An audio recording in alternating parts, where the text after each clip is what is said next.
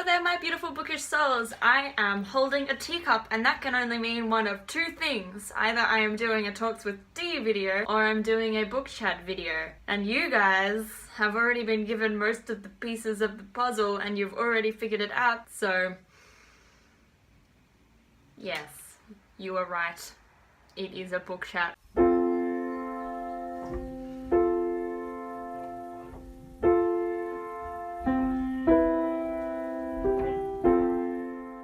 Today I have Spice Dragon Red Chai Herbal Tea, which was a gift in a little package sent to me from Vanessa over at Paper Fairy, which, first of all, so sweet, and thank you so much. Your package was beautiful, and the fact that it had tea in it makes me eternally happy. Just eternally happy. And second of all, it smells like apple pie, so I'm really excited.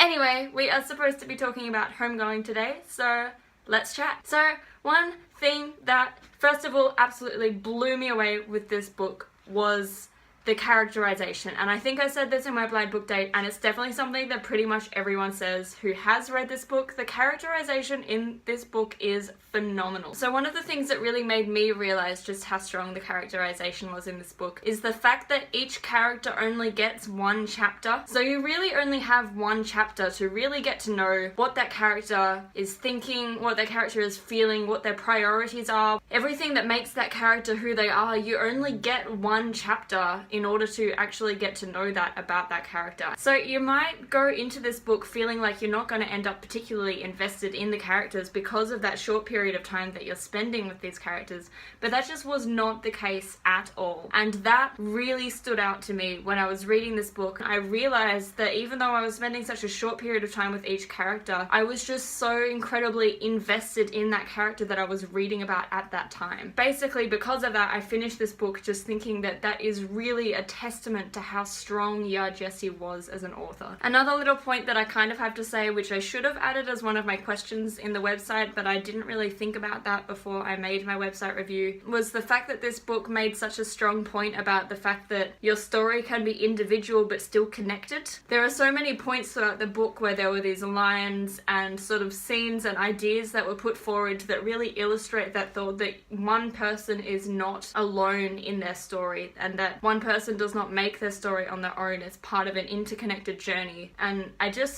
that was something that really fascinated me, and I think it's a really interesting thought to think about, and it's something that I talked about a bit after reading Between the World and Me as well. So I definitely felt like these two books had very similar themes and ideas that they were putting forward, actually. Yeah, that basically wasn't really a reaction to the book, that was just something that I thought about and that I thought the book was really putting forward, and that I kind of wished I'd put into a discussion question because I really do want to talk about that more. Seriously, I have like so many points of just good things that I really, really loved about this book that I want to talk about.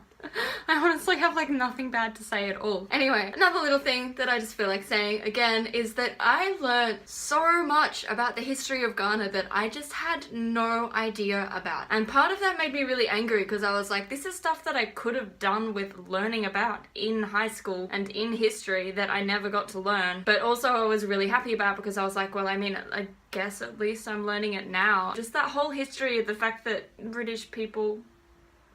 I'm sorry, I will eternally be sorry on behalf of my ancestors. The fact that British and Dutch people went into this area and basically just incited wars so that they would always end up winning because the winner of the war would sell off the loser of the war to the British, and that like doesn't matter which side in the war is winning, the British will always end up winning overall. Like, one more little thing maybe before I move on to the questions is the plot at the end. I knew that that was going to happen before I even started reading the book, but I was so happy when it happened, and it was done so beautifully. The linking of the fire and the water themes that she did, where like one was afraid of fire and the other one was afraid of water, and the history behind why. It was so good.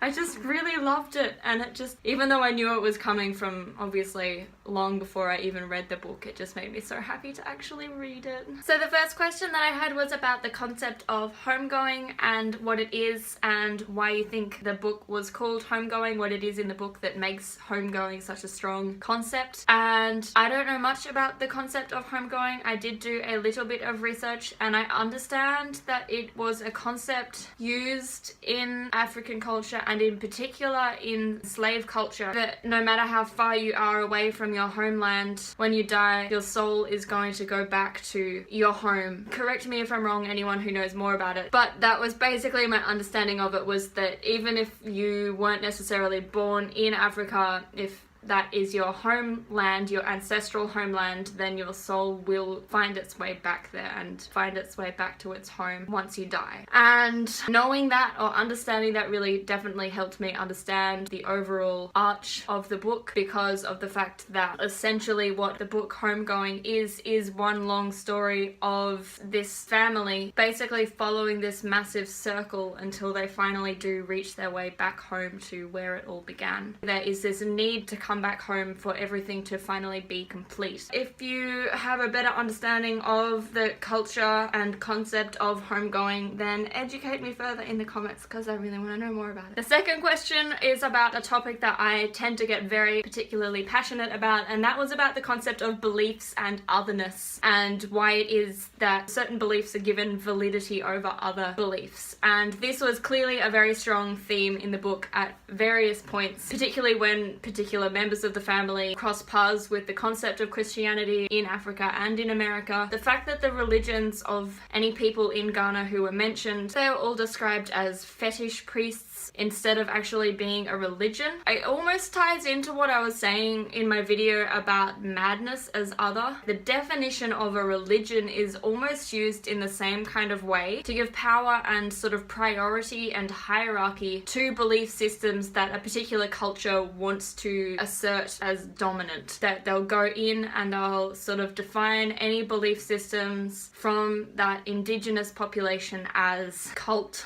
or fetish or beliefs, and they'll define their own as a religion. So then you get this kind of hierarchy of religion versus just like other people's beliefs, and that is used to really assert dominance over that culture, to marginalize them and to make them feel more minority than they are, and to make them feel less valid. Like it's used as this oppressive force basically, and I don't think you need to look too hard into history to see that that is the case, and that is a thing that's definitely coming forward in this book. These people, these characters in this family, and also everyone around them, is being made to feel worthless and oppressed and unimportant because their beliefs are fetish beliefs and they are surrounded by religion, which is like a sanctified belief. Tell me what you think, if you have any thoughts about that or anything else down below. Anyway, so they are kind of very, very loose answers, or at least musings on the topic of the questions that I asked. I absolutely loved this book and have pretty much nothing bad to say about it, I've noticed. I genuinely am just in awe of everything that this book brought to me as a reader and everything that Yaa Gyasi did as an author. I thought it was amazing. So let me know what you thought of the book if you've read it, on the topic of anything that I've said so far, or on the topic of anything else. I will see you in some other video very soon, I'm sure, and until then, as always, stay classic. Maybe I should actually drink some tea. It tastes like apple pie too.